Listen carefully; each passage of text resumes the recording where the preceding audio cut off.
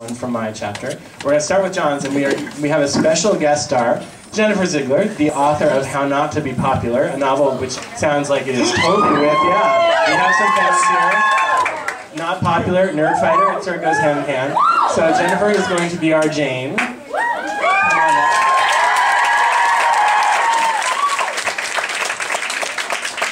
Can you guys share a mic since you don't talk over each other much? That's true. All right. I'm going to read from the perspective of Will Grayson. Jennifer is going to read from the perspective of Jane, and David, much to my delight, will be reading from the perspective of Tiny Cooper. I need a moment. This is a very small stage for Tiny Cooper. Yes. Tiny doesn't fit on this stage. No. Get bigger. Ready? You feeling it?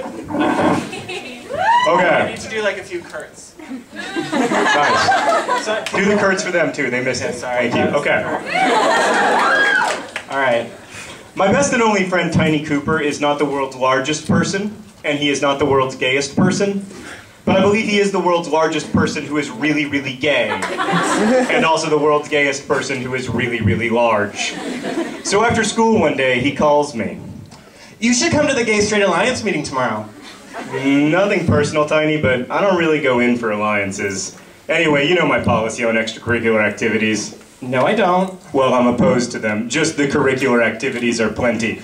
Listen, Tiny, I gotta go. My mom's on the other line. Not technically true. Okay, actually, I need you to come because we have to get our membership numbers up. Our school funding is partly decided by meeting attendance. Why do you need money from the school, Tiny? You've got your own house. We need money so that we can stage our production of Tiny Dancer. Oh my sweet, holy God. What? Tiny Dancer is this musical which was written by Tiny, and it's basically Tiny's slightly fictionalized life story, except it is sung, and it is... I mean, I don't use this adjective lightly, but it is the gayest single musical in all of history, which is really saying something. And by gay, I don't mean that it sucks, I just mean that it's gay. It's actually, as musicals go, quite good. I'm particularly fond of the song The Nose Tackle Likes Tight Ends, which includes the memorable couplet, "The locker room isn't porn for me, 'cause you're all too damned pimply." I just worry that staging Tiny Dancer would be what the gay rights movement might call bad for the teen. That is exactly the kind of thing you can say tomorrow. Fine. So I get on Facebook to try to figure out who exactly is in the Gay Straight Alliance and whether they might develop into a suitably non-annoying group of friends. And then Jane IMs me. Hey! Hey. Sorry, that might have been inappropriate exclamation point use.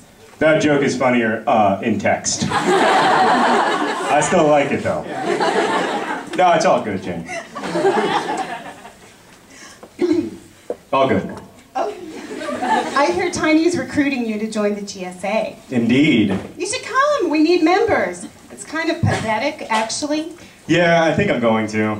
Your Facebook is funny. I like, activities ought to involve sunglasses. You have more favorite bands than Tiny has ex-boyfriends. Yeah, well, some people have lives, some people have music. And some people have neither. Cheer up, Will. You're about to be the hottest straight guy in the Gay Straight Alliance. How many straight guys are there in the GSA? You're it. So a couple days later, the 8th period bell rings, and I feel the endorphins sizzling through my body that usually indicate that I have successfully survived another school day, but then I remember, the day ain't over yet. I head upstairs to the GSA meeting.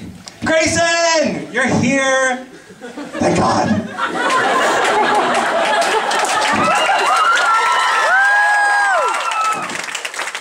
Wait. This is the Homosexuality is an Abomination Club, right? Hey, Jane. Grayson, are you abandoning your asexuality? I'm not asexual, Tiny. I'm a relationshipal.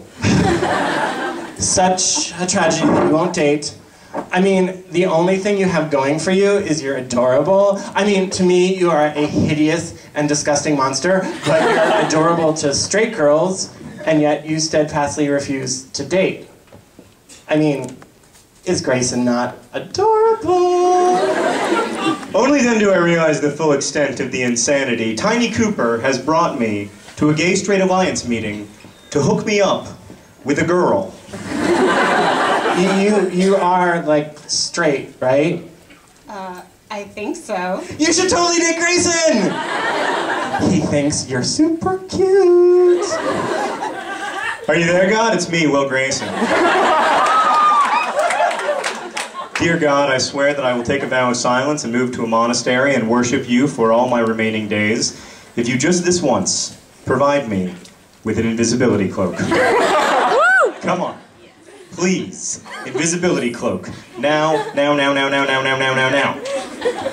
Shortly thereafter, Mr. Fortson comes in with a few stragglers to start the meeting, at which point Tiny Cooper lobbies for the absolute essentiality of staging Tiny Dancer, and I continue to pray that I might somehow disappear. When the meeting adjourns, I cling to my desk a while as everyone else files out. Did you mean that? Or were you just kidding? Why do you ask?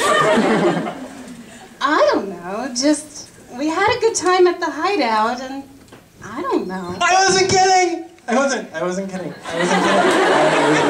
Once I was sure everyone was gone, I got up. Tiny, of course, lay in wait. Of all the miserable things you've ever done to me, you cocksucker. Hey. Cocksucker is not an insult.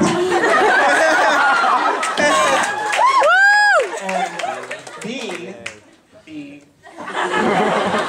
it's not true in my case either, tragically. Whatever, Tiny. Listen, dude, she likes you. Oh my God, seriously? Seriously. That's even worse. I don't like her, Tiny, not like that. Why not? She's adorable. How would you know? I'm gay, not blind.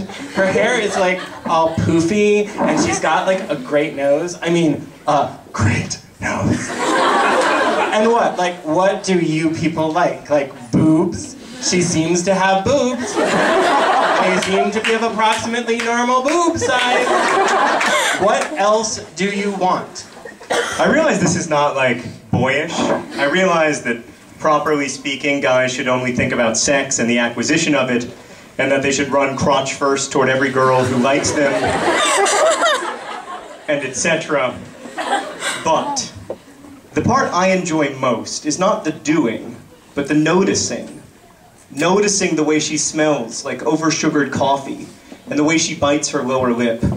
I just want the pleasure of noticing these things at a safe distance. I don't want to have to acknowledge that I am noticing them. I don't want to talk about it or do stuff about it. I just don't... Tiny, what are you doing? Who are you calling? All right, so listen. So Grayson wants to take you to the Maybe Dead Cat show on Wednesday. Like, maybe get some dinner first. What do you say? Great, it's a date. Tiny, damn, what are you doing, Tiny? Oh, come on, Grayson. You know you love me. Scene.